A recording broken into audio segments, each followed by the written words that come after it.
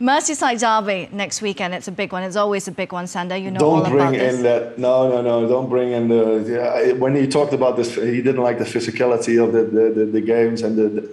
I was wondering if you bring up the red card I got in my first Merseyside derby. But do you want to talk about it? You brought it up. No, I didn't. I love those games. I like games with a lot of pressure. And I know how much it means. And straight from day one, when I arrived at Liverpool, everybody was talking about the big games, and that was the Everton derby and the Manchester United game. So I knew how important it was for the fans, and I love to play for fans. And it got a little bit out of hand.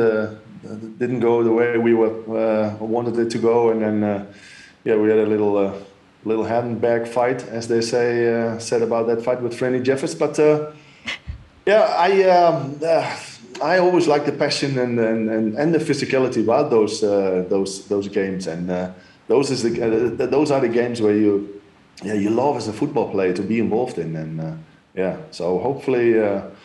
Of course, a win is the most important, but a good fight is always nice to watch. I think I really watched this game in the second half a little bit too relaxed, and sometimes you need to sit on the edge of a chair or in the stadium with all this. The atmosphere is just you're on the edge of your seat, and that's what sometimes you need and want in football games, and those are the Merseyside derbies for sure.